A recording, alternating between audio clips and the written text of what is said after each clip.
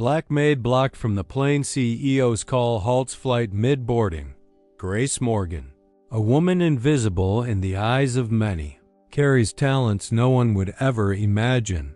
She speaks 3 languages and keeps a hidden college degree while supporting her son Daniel, working night shifts as a cleaner at one of the largest airlines in the United States. Her life changes forever when, by chance, she saves a multi-million-dollar deal and catches the attention of Adrian Whitfield, the imposing CEO of the company, also drawing the ire of his influential ex-wife Vivian amid public humiliation. A scene of institutional racism that shocks the country, and a social media explosion. Grace is forced to turn pain into strength, silence into voice, and humiliation into power, without realizing that her struggle would change not only her life but the fate of everyone around her. Before we dive into this intense and emotional story, I'd like to invite you to do something special. Comment where you're watching from. I'm really curious to see how far this story is reaching. And if you're into love stories that mix drama, resilience, and jaw-dropping twists, go ahead and subscribe to the channel. That way, you won't miss a single chapter and you'll help this project grow and reach more people. Let's take this journey together. Night falls over Atlanta like a glass veil, reflecting off the skyscrapers surrounding the Whitfield Airlines headquarters. The lobby is a sea of gray marble, lit by cold lights that never sleep. The clock reads 11:47 p.m. when the elevator opens and Grace Morgan steps out, pushing a spotless cleaning cart, bottles organized by color, claws folded into perfect squares, gloves stored as if they were jewels. She wears a neatly ironed navy blue uniform, the collar tight, pants that fit modestly, and white sneakers without a single scuff. Her skin glows warmly, her straight, long hair is pulled into a tight bun. Her light brown eyes scan the world, like someone who's learned to survive in silence. "Good evening, Mr. Kelly," she says, passing the security guard who barely looks up from the monitor. "Evening," he replies flatly, so used to her he sees her as part of the furniture. Grace gives a faint smile and moves on. That's all she needs to keep going. On the 38th floor, the walls display photos of aircraft slicing through blue skies, golden awards and slogans about innovation. The air smells of cold coffee and ambition. Grace parks her cart and puts on her gloves. She knows every desk by its perfume, by the coffee cups left behind, by the crumbs from long meetings. Her cloth glides across surfaces like a rehearsed dance. She works lightly, swiftly, almost invisibly, and it's exactly why everything shines. Her phone vibrates in her pocket. A voice message. She leans on the window, looking out at the glittering city. She hits play and hears her son's voice. "Daniel, 10 years old with an old soul. Mom, I left my science homework on the table. Good night. Love you." Grace's eyes water, but she takes a deep breath, puts her phone away, and gets back to work. There's no room for weakness when life demands strength all the time. Down the main hall, the CEO's office door opens. Adrian Whitfield steps out with his coat over his arm, tall, dark blonde hair, neatly styled with no effort, tie loosened after a long day. His serious blue eyes sweep the corridor and land on Grace bent over a glass desk. She straightens up and greets him with a small nod. "Good evening," he says automatically, like speaking to thin air. "Good evening, sir," Grace replies, calm and asking for nothing but respect. Adrian walks past her, hesitating for just a second. That glass desk always looks cleaner when she's the one closing the night. But the thought fades with the ding of the elevator. Grace returns to her cloth, to her circular motions, to the routine that pays the bills and secures her son's future. In a corner, a small meeting room. A whiteboard still shows words in English and numbers underlined hard. Next to it, notes in Spanish left by a consultant. Grace pauses and stares at the letters. Her brain shifts gears effortlessly, weaving translations like breathing. She whispers, almost to herself, alternating. Revenue forecast. Proyección de ingresos. Prevision de revenues. The sound of all three languages fits the room like a well-kept secret. You sound real nice, says Shonda, a coworker from the night shift, showing up with a trash bag in hand. I only caught revenue and a headache. Grace smiles. Picked it up along the way. English at school, Spanish in the kitchen at the restaurant I worked at, French in a night class the church offered. And why aren't you using all that in there? Shonda points her chin toward the executive's glass wall. You got more education than half the guys in suits. Grace adjusts her bun. Because sometimes the door is open, but the eyes on the other side are too heavy for us to walk through. Shonda sighs, a little defeated, a little proud. One day they're gonna have to see you. One day, Grace says, like she's making a promise to Daniel, not herself. She heads into Adrian's office. It's a wide, minimalist space with light wood shelves, books on leadership and aviation, and a discreet photo of a plane at sunrise. On the desk, a coffee mug with lipstick on the rim. Recent visitor, Grace thinks, without judgment. She collects cups, straightens papers, lines up the keyboard with surgical precision. In the trash, she finds a thick envelope with a university seal, torn in half. Her stomach tightens by reflex. She remembers her own envelope, still sealed, tucked in a shoebox in her closet. A college diploma that cost sleepless nights, packed buses, and borrowed notebooks. A paper that, out of lack of time and too much responsibility, never got framed. The internal radio crackles from the cart. Team, heads up inspection visit at 12:30 in the main lobby, says the supervisor. Extra care tonight. I've got extra. Care to spare, Grace murmurs, bending down to pick up a fallen paperclip. When she stands, she's face to face with Adrian, rushing back in with his phone at his ear. He stops, surprised to see her still there. Forgot my glasses, he says without lowering the phone. Where? Grace points to the side shelf next to an airplane model. They're right here, sir.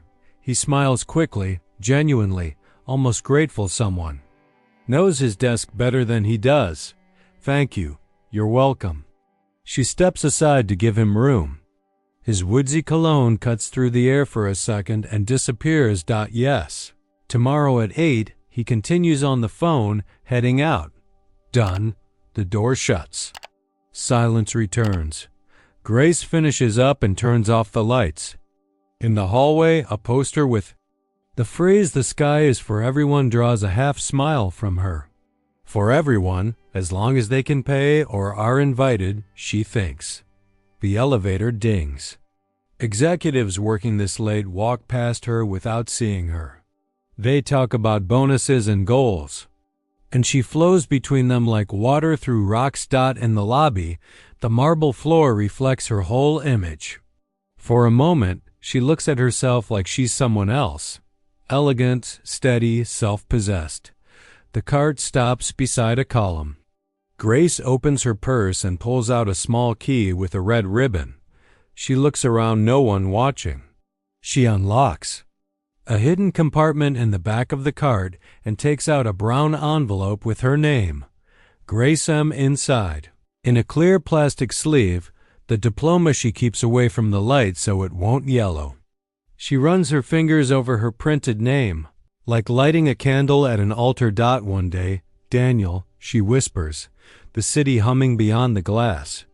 One day this paper will work for us. The radio crackles again. Inspection incoming. Grace carefully tucks the diploma away, locks the compartment, and rearranges the cloths, disinfectant, and broom. When the inspection team crosses the lobby with clipboards and stiff steps, she's already on her knees, scrubbing an invisible spot on the baseboard, flawless as always. The woman leading the inspection jots something down and says without looking, "The night crew is efficient."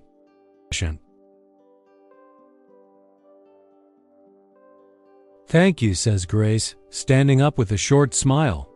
"Keep it up," replies the inspector and walks away. Grace watches the group leave and by reflex lifts her eyes upward. In the glass mezzanine, behind the half-open blinds, a recognizable shadow moves. Adrian or someone else on the same floor, surveying the world that never sleeps. She breathes, squares her shoulders, and pushes the cart back toward the elevator. The night is long, and the sky, for now, belongs to the few. But tomorrow has already begun in the fingers that touched a hidden diploma. The elevator opened with a metallic sigh, and the early morning gave way to the dawn of a building that never sleeps. Grace stepped into the thick carpeted hallway now. Without the cart, her hands still marked by the gloves from the night before. The 39th floor conference room felt colder than she remembered. The air conditioning maxed out, and the glass meeting table looked like a still lake. On the other side, glass walls opened to a view of an awakening Atlanta. At the center of the room, water bottles were neatly lined up, graphite-colored folders in place, tablets ready. The investor meeting was minutes away from starting. Guests arrived with confident steps. A man in a gray suit, salt and pepper hair, and a French accent placed an elegant watch on the table before sitting down. A woman in a caramel-colored dress and pearl necklace, Spanish, adjusted her tablet and gave a polite smile. A third executive, American, reviewed numbers silently. The official interpreter, Maya, hair in a low ponytail, adjusted her earpiece and tested the mic. Adrian walked in last navy tie, serious and tired eyes, and greeted with a light nod. The room smelled of strong coffee and anticipation. "Good morning, everyone," said Adrian, taking the seat at the head of the table. "Thanks for coming so early." "Let's get straight to the point." Maya translated precisely, her voice calm through the speakers. The Frenchman responded without smiling. "Nous avons besoin de garanties sur la clause d'adjustment." Maya kept up, but her hand trembled. The Spanish woman added, "Y los plazos de entrega no pueden moverse a través." The American followed firmly, "If this slips, the capital disappears." Grace, who was quietly organizing coffee trays in the next room, heard the sequence like someone recognizing an old song. She set down the coffee pot and instinctively moved closer to the slightly open door, knowing that contract meant the salaries of many invisible people like her. Maya took a deep breath to translate, but suddenly went pale. The water glass slid across the table, the letters on the tablet blurred, and her body gave out. The sound was sharp as silence sliced in half. "Someone call emergency," said Adrian. Already on his feet, 2 team members ran. The Spanish woman clutched her chest.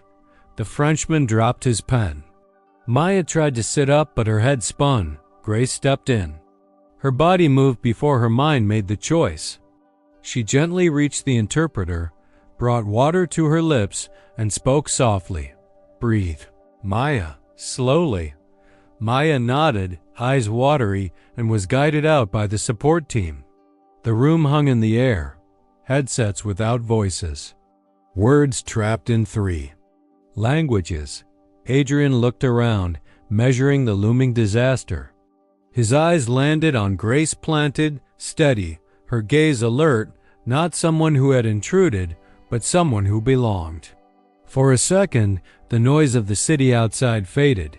"You," he said, trying to recall a name he never learned.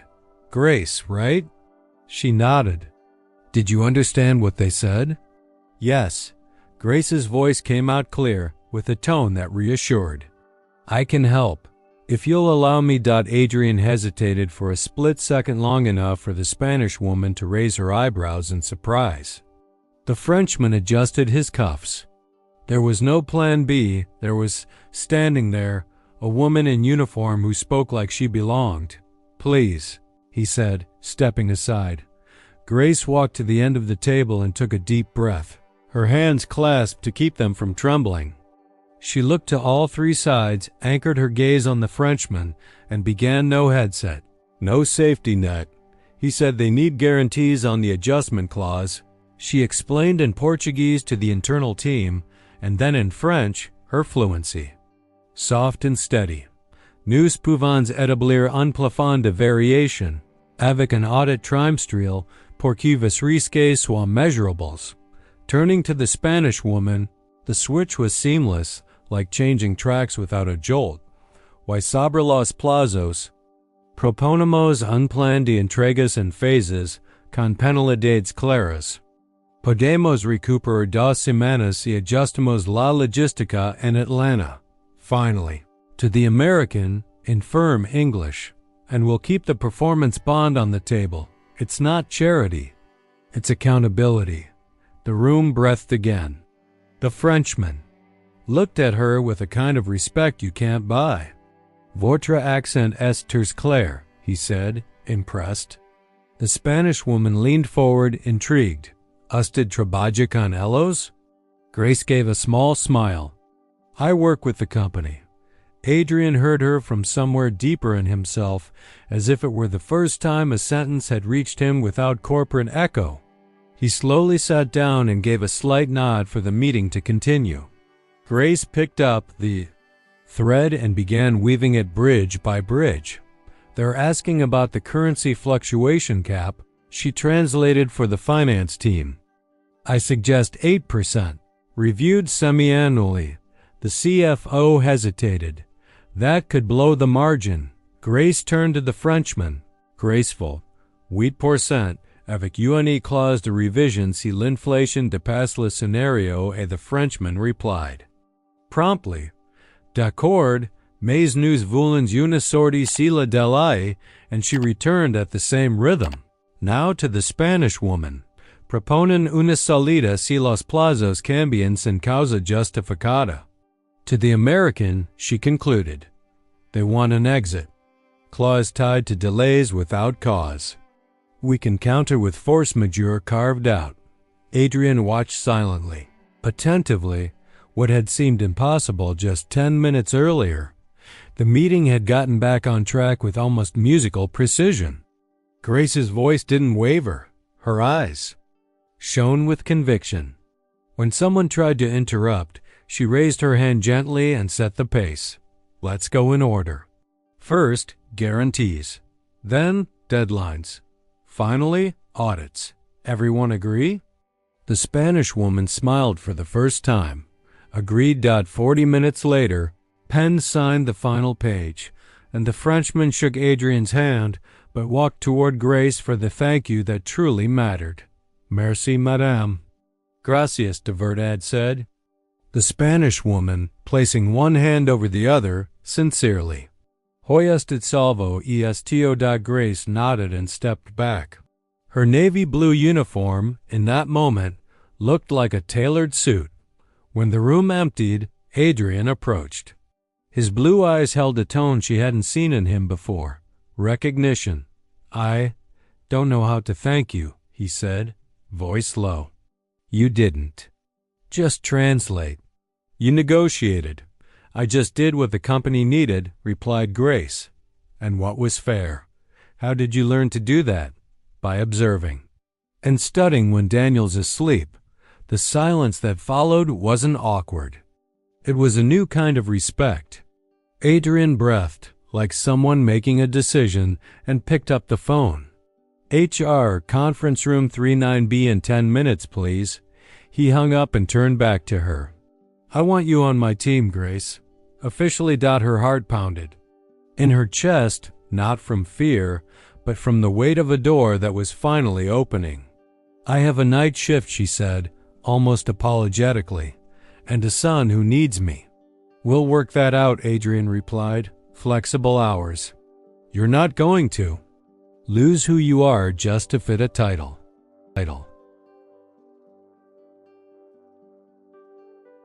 The door opened before she could answer. Vivian Hayes entered like someone who never asked permission anywhere. Sleek black heels, A beige-tailored suit hugging her tall frame, platinum blonde hair cascading over her shoulders, and dark sunglasses resting on top of her head. Her flawless makeup highlighted a face that was cold, beautiful, and alert. She shot a quick glance at Grace, scanning every detail. "I heard there was a bit of a scare," she said, like she was commenting on the weather. "And that something curious happened here." "Vivian, this isn't the time," Adrian replied, firm. "But it's always the time to think about image," she shot back, sweet and sharp. "Promoting someone from the night shift to a daytime table will look, how should I put it, like charity. The press loves those stories." Grace held her gaze, not lowering her head. "Don't confuse talent with charity." Vivian gave a tight smile. "So it's talent then? How many languages?" "3, Grace said. "And the language of respect too." Adrian stepped in. Grace saved the negotiation. "She's taking on the role of international relations assistant." Vivian turned her body toward him, stepping close enough that only he could hear. "This is going to put you in headlines we can't control, Adrian. Think ahead." "I am thinking ahead," he replied without backing down. "And ahead has her name on it." Vivian clutched her folder to her chest and smiled like someone filing away a plan. "Then welcome to the arena, Grace." She turned and left, leaving behind expensive perfume in the air and a faint thread of invisible threat. Minutes later, the HR team arrived with paperwork, offers, and clauses. Grace read every line carefully. "I accept," she said, her hand steady. "But I need to leave on time today to take Daniel to school and get him a new uniform." "Granted," said Adrian. "And today at 5, we need to adjust a point in the contract." "Come with me." Adrian's phone vibrated hard on the desk. He looked at the message, eyebrows rising. "They want to move the signing up to New York," he said, already staring out the window like someone seeing the horizon. "Flight tomorrow at 6. Small team. Grace felt the air change, like when stage lights suddenly turn on. Her heart raced with the weight of an invitation that was both an opportunity and a storm. "You want me to go?" she asked, surprised to hear her own voice. "I want you to lead translation and field negotiation," Adrian answered without hesitation. "Out there, it's not enough to speak, you have to be heard. And no one was heard like you were today." Before she could answer, her phone screen lit up with a school group notification. Daniel's science fair was scheduled for the same day. Her son's smiling face appeared, a reminder of everything that truly mattered. The glass door reflected a shadow in the distance. Vivian from the hallway was watching discreetly. Her phone was already at her ear. "Book the boardroom now. And check tomorrow's passenger list," she said, walking down the hall. "If he insists, we'll have a counterplan." Grace closed her eyes. For a moment, torn between the plane waiting for her and the cardboard display she might not have time to see. When she opened them, there was resolve. "If I go," she said, turning to Adrian, "we do it the right way. No uniform, just the work." "The right way," Adrian confirmed. Outside, a plane streaked across the morning sky. Inside, each step began to carry more weight. Grace took a deep breath, and the glass world reflected the image of a woman who was no longer part of the furniture. She was the bridge. The next morning dawned with a golden light, filtering through the curtains of the modest house in Inglewood where Grace lived with Daniel. The sound of cars and buses outside contrasted with the reverent silence inside. On the bed, still with the tag hanging, lay the navy blue dress she had bought the night before. It wasn't expensive, but it fit well, discreet and elegant. Beside it, a beige blazer and a simple handbag she had arranged like part of a ritual. For the first time in years, she had bought clothes for herself, not for Daniel. Her heart tightened at the thought of the science fair clashing with the trip, but his words echoed like a mantra. "Go, Mom. Show them who you are." In the bathroom, Grace let down the tight bun she wore every night. Her long, straight hair fell over her shoulders like a dark, shiny river. She brushed it gently, as if each strand was a line in a new chapter. In the mirror, the reflection wasn't just the janitor in a blue uniform, it was a woman who, though still tired, dared to dream. Daniel walked in barefoot, dragging his slippers. His big eyes took in every detail. "You look so pretty, Mom," he sighed, his smile full of admiration. Grace hugged him tightly, breathing in the scent of kid soap mixed with the warmth of his skin. "This is all for you, my son. It's always for you." Hours later, the taxi stopped in front of Hartsfield-Jackson International Airport.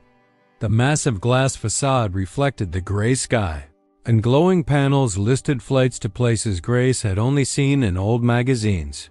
Her heart beat fast, not just from the fear of flying for the first time, but from the feeling that she was stepping into forbidden territory. Daniel held her hand tightly, walking beside her to the entrance gate. He looked at her like someone who knew he was witnessing a historic moment in his life. "Go, Mom. Show them who you are." His voice echoed through the noise of announcements and rolling suitcases. "I will, my love," she replied, eyes wet. "I promise." "I will." On the other side, Adrian was already in the executive lounge with a small team, 2 lawyers and a PR advisor. The light gray suit accentuated his imposing presence. He watched people pass by, but his eyes stopped when he saw Grace step through the revolving door. For a moment, she looked out of place in that setting, but at the same time, transformed. It just by being there. Her loose hair swayed gently, the navy dress fit her waist just right, and the blazer emphasized her upright posture. Adrian looked away, as if trying to hide his reaction. The group gathered near the counter. Adrian made a brief, firm gesture. "From now on, we're one team. Grace, you'll lead communication with the foreign reps. I trust you." She nodded, not smiling too much, but her chest burned with emotion. She had never heard a powerful man say out loud that he trusted her. As they approached the executive boarding line, Grace held her passport and corporate badge in trembling hands. She watched the other passengers, expensive suits, designer bags, gleaming phones. She felt their eyes on her, some discreet, others full of doubt. She took a deep breath and tried to blend in, but the tension on her face gave her away. "Ma'am," said an airline staff member, voice cold and gaze distant. "Could you come with me, please?" Grace blinked, confused. "Of course. Is there a problem?" "This area is for authorized passengers only. I need to verify your credentials." She handed over the badge, trying to stay calm. "I work for the company. I was assigned to this trip by the CEO." The employee raised an eyebrow, her tone laced with contempt. "Cleaning staff don't belong here." The silence that followed cut through the air like a blade. Adrian, walking just behind, froze for a second but still said nothing. The lawyers avoided eye contact. Grace stood still, her fingers clenched around her purse. Daniel, just a few feet away with a staff member from the unaccompanied minors. Desk watched the scene with wide eyes, as if seeing his mother being ripped out of a dream. "Mom," he murmured. Barely audible, but the word cut through the air like a scream. The mood in the lounge shifted. Passengers whispered. Some discreetly pulled out their phones. Grace's face burned, not from fear of flying, but from the humiliation of being stopped. In front of everyone, she tried to speak, her voice tight. "I have the right. I'm part of this trip." The employee, was already signaling security. 2 uniformed men began walking over. Grace's heart raced like never before, and then Adrian's. Eyes met hers, filled with desperation and silent pleading.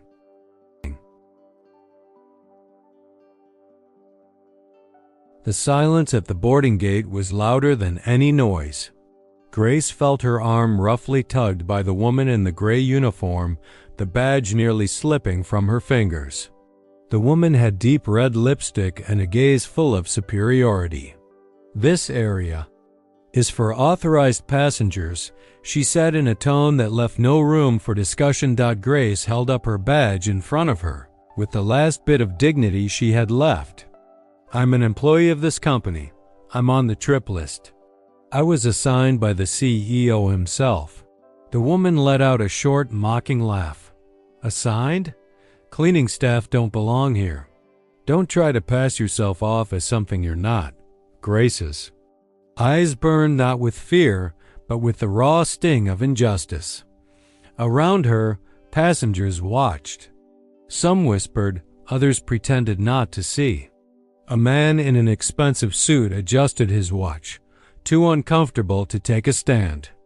A gray-haired woman clutched her husband's arm and murmured something that hung in the air. "Poor thing." Daniel, just feet away, eyes wide, chest rising and falling quickly, tried to run toward her but was held back by a flight assistant.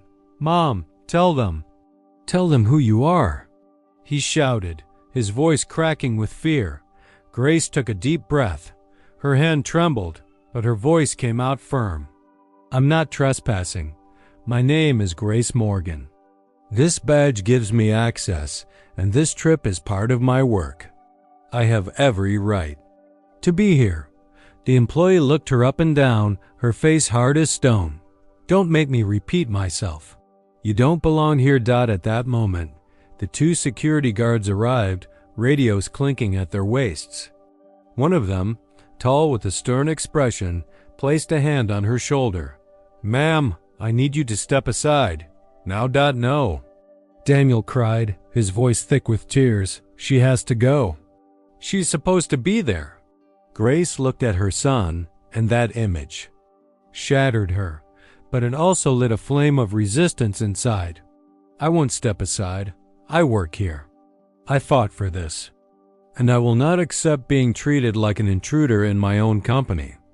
One of the passengers quietly lifted his phone and began filming the scene. Adrian's eyes from the other side of the line met hers again. He hesitated, jaw clenched, but still said nothing. Vivian, just a few steps behind, watched the scene with a cold glint in her eyes, like someone watching a play she already knew by heart. The guards took her by the arms, not with brutal force, but firm enough to drag her. From the boarding area, Grace kept her head high, tears welling. Every forced step felt like it stripped her not only of her right to board, but of the dignity she had fought so hard to preserve. "You're making a mistake," she said, her voice shaky but clear enough to echo in the terminal. "Not just against me, but against everything you claim to stand for." The murmur of the crowd grew louder. The phone that was recording had captured every detail: the badge, the resistance, the humiliation. Grace was pushed out of the boarding zone and watched the glass door close in front of her. On the other side, Daniel was crying, his tiny hands pounding the glass as if trying to break through the barrier between mother and son. She felt the ground vanish beneath her. For a moment, it felt like everything had gone back to the way it used to be: invisibility, closed doors, shame. But something was different now. She knew this time she wasn't alone. Someone had seen. The world had seen. The glass gate still reflected Daniel's sobs as the security team dragged Grace away from the executive area. The entire terminal seemed to watch in silence. On the other side of the jet bridge, inside the plane, Adrian was already seated in his gray leather seat. Seatbelt still unbuckled when his company phone buzzed. The number was the head of security. He answered quietly, trying not to draw attention. "Mr. Whitfield, we have an employee claiming she was assigned to this flight. The badge is valid, but her name's not on the official passenger list." "What would you like us to do?" Adrian closed his eyes for a moment. His heart was heavy, but his mind turned like a steel gear. He knew who it was. He knew it was Grace, the same woman who had saved a critical negotiation the day before with a calm no one expected. The silence that followed was crueler than any words. Vivian, 2 rows ahead, noticed the exchange. She turned around with that polished smile that hid razor blades. "Adrian, please don't tell me you're going to delay the entire flight over a cleaning lady." He looked at her. No immediate response. His blue eyes, once so steady, now flickered between anger and indecision. Vivian leaned closer, resting her hand lightly on his seat. "You're the CEO of one of the biggest airlines in the country. Your image is strength and discipline. If you let this whim interfere, you'll look weak. And you know, Adrian, the market doesn't forgive weakness." Her words landed on him like a sentence. The sound of passengers loading bags into overhead compartments, the flight attendant's mechanical reminder of the takeoff. Time, it all pressed in on him like time itself was running out. On the line, the security officer asked again, "Sir, I need an instruction." "She insists she's on your orders." Adrian ran a hand over his face, took a deep breath, and replied in a voice that tried to sound professional but couldn't hide the hesitation. "If she's not on the list, she doesn't board." The call ended. The silence inside the plane seemed to swallow his soul. Vivian adjusted her platinum blonde hair and smiled in satisfaction. "There. Now we can take off in peace." In the terminal, the guard repeated Adrian's words to Grace with the coldness of someone just following orders. The CEO confirmed. "If your name's not on the list, you're not boarding." The words hit like knives. Grace felt her legs weaken, the badge trembling uselessly in her hand. The world spun around her, but all she could see was her son's face behind the glass, crying. Daniel placed his small hands against the glass like he was trying to break it just to reach her. "No, no, this can't be," she whispered, her voice breaking. "I fought so hard. I did everything right." The guard looked away, embarrassed but firm in following orders. Passengers murmured among themselves. Some were already filming the moment, capturing the exact instant a woman, an employee of the company itself, was stopped as if she were an intruder. Grace tried to stay composed, but her knees gave out. She dropped to her knees on the cold airport floor, still holding her badge. The tears she had tried to hold back slipped out silently, running down her face. Daniel shouted, "Mom, don't let them talk to you like that." The boy's scream ripped through the terminal. And in that instant, she realized it wasn't just her pain on display. It was the shame of an entire system recorded by cameras that... Don't forget. Inside the plane, Adrian clenched his fists, his heart tight. He knew his decision had shattered something that might never be repaired, but he still didn't have the courage to stand up. The pilot's voice came over the speaker. "Ladies and gentlemen, please prepare for takeoff in 10 minutes. The image of Grace on the floor, her son crying behind the glass, would stay burned into his memory forever. But the flight was moments from departure. The cold airport floor still seemed to vibrate beneath Grace's knees as a passenger's phone captured every detail. The badge in her hand, the invisible uniform beneath her simple dress, her son crying behind the glass, and the phrase repeated like a hammer by the guard, "If you're not on the list, you're not boarding." The video hit social media within seconds. First, a few cautious shares.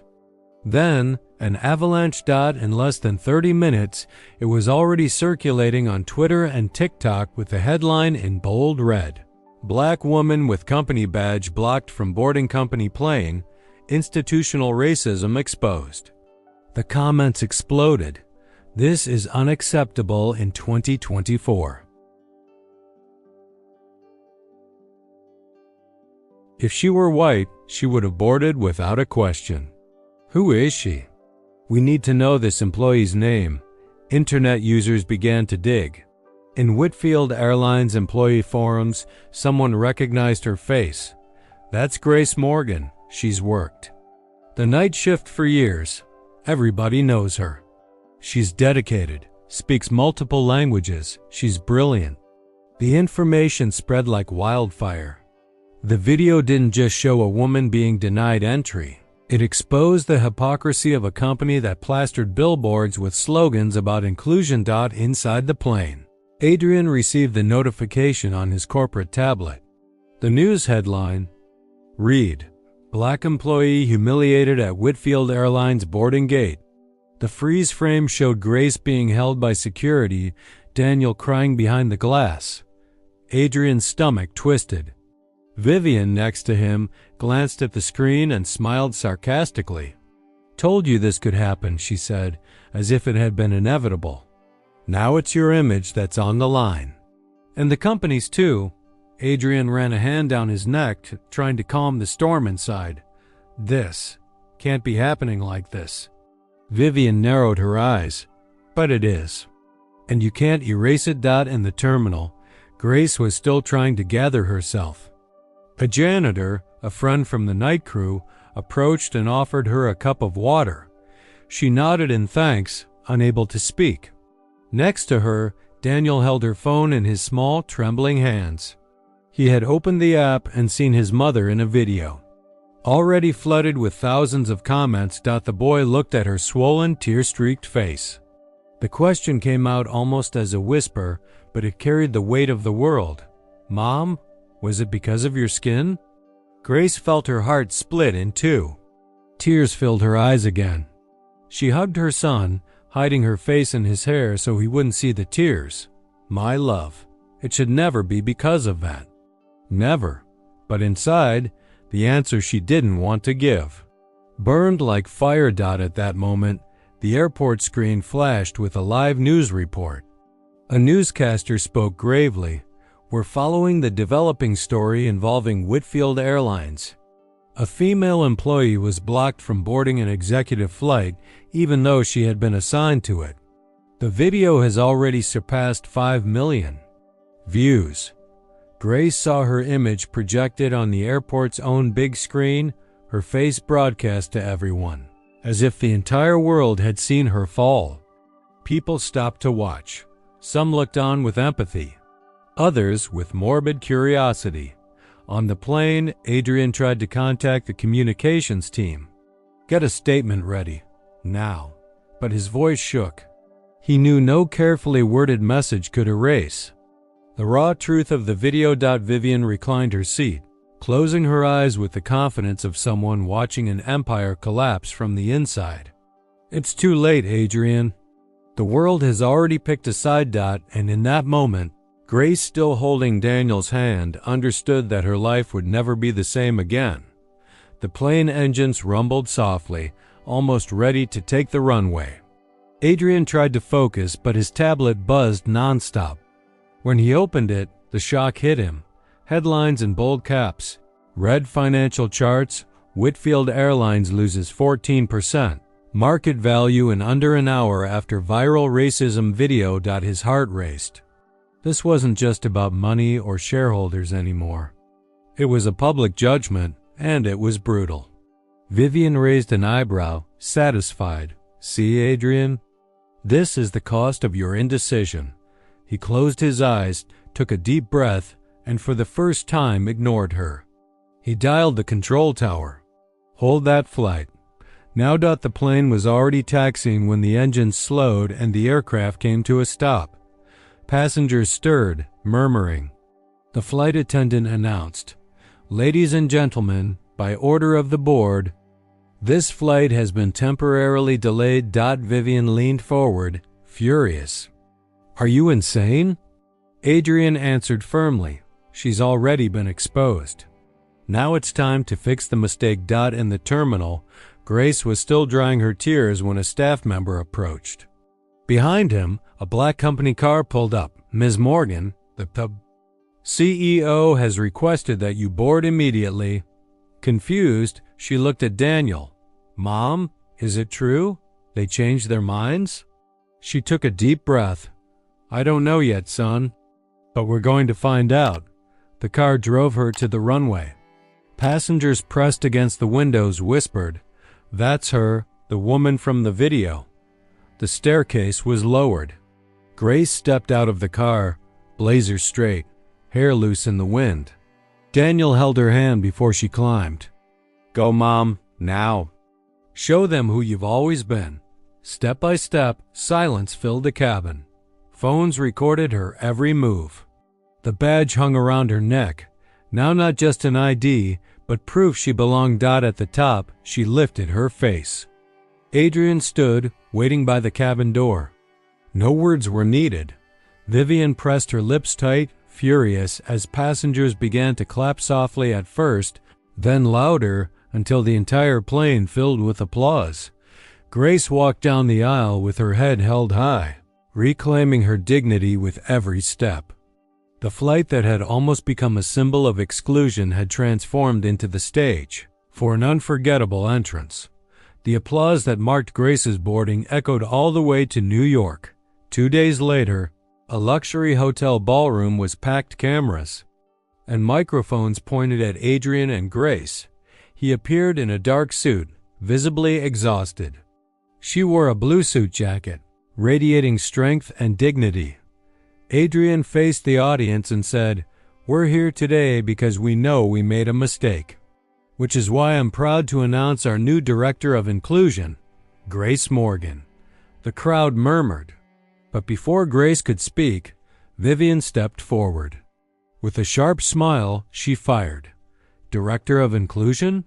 Or lover promoted? The room froze. Adrian took a deep breath and admitted, "It's true. Grace and I share a personal bond."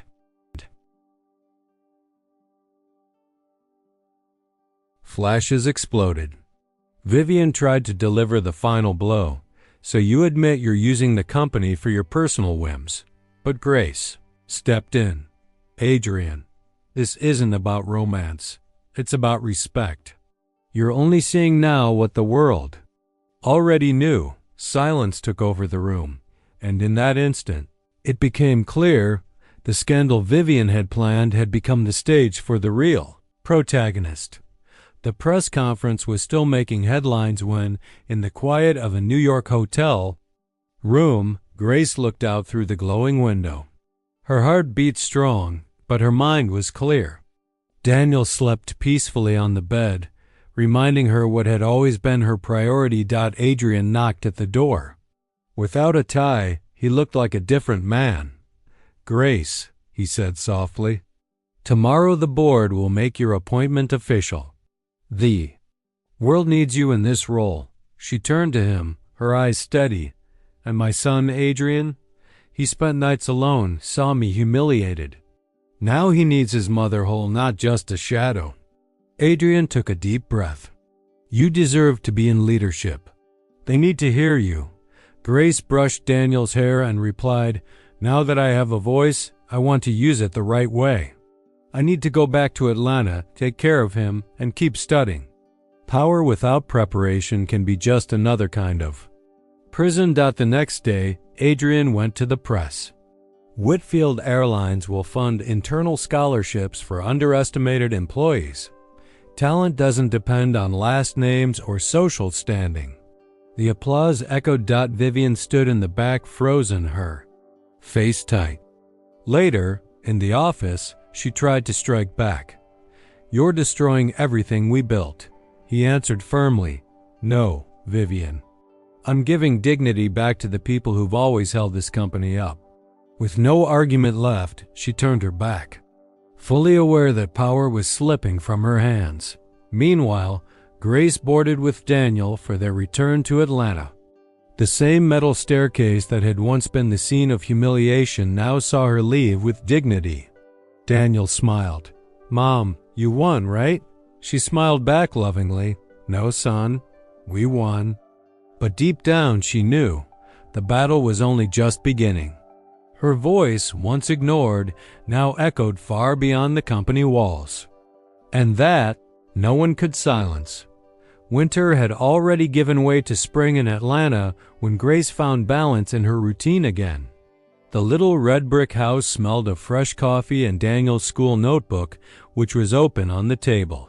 He arranged his colored pencils carefully, like each detail mattered. Mom "I finished my history assignment," he said, his eyes glowing with pride. He handed her the carefully illustrated page. At the top, written in big, crooked letters, "The bravest woman I know." Next to it, a childlike drawing showed Grace in a blue dress climbing the steps of a plane, her head held high before dozens of watching eyes. Grace brought her hand to her mouth, trying to hold back her emotions. The tears came warm, but they were different now. They were clean tears, washing away the marks of pain. She kissed her son's forehead and whispered, "Daniel, this means more than any title they could ever give me." He hugged her tightly, his small heart racing against her chest. "You don't need to be a director, Mom. You're already my hero." The soft creak of the door broke the moment. Adrian appeared in the doorway with a cup of coffee in hand, and his tie loosened, like someone beginning to allow themselves a less rigid life. His eyes met the scene, mother and son wrapped in each other's arms, the colorful drawing on the table. A quiet smile appeared on his face. "Can I come in?" he asked, in a humble tone he had never used before. Grace nodded, still emotional. He set the coffee down on the table and approached slowly, as if not to break the delicacy of the moment. "That drawing should be on the wall of every meeting room at the company," he said sincerely. "It's more powerful than any speech." Grace looked into his eyes, realizing he was no longer the man who had hesitated on that plane. Now there was something different, respect. "We're building something. But slowly, Adrian. Not for the scandal, not for the cameras, but for what truly matters." He agreed with a simple gesture without pressing further. Slowly, he repeated. Daniel watched the two of them, smiling with the innocence of someone who truly believes the world can change. Grace leaned back in her chair, took a deep breath, and as if speaking to everyone who had followed her invisibly from the beginning, let her voice rise, strong and full of truth. "The world doesn't change when we scream. It changes when someone finally listens." If this were a TV series, the camera would slowly zoom in on her face, lit by the soft light coming through the window. And in that moment, the audience would know. This story wasn't just about an invisible woman who found her voice, but about how that voice echoed for everyone who had never been heard. And that's the end of this powerful, emotional journey, marked by pain, courage, and overcoming. Now I want to hear from you. What did you think of Grace's journey? Leave your rating from 0 to 10 in the comments so I know how deeply this story touched you. If you liked it, don't forget to hit the like button, share it with someone who needs to hear this message, and subscribe to the channel to follow the next stories. And before you go, I've already prepared another emotional story that's sure to touch your heart even more.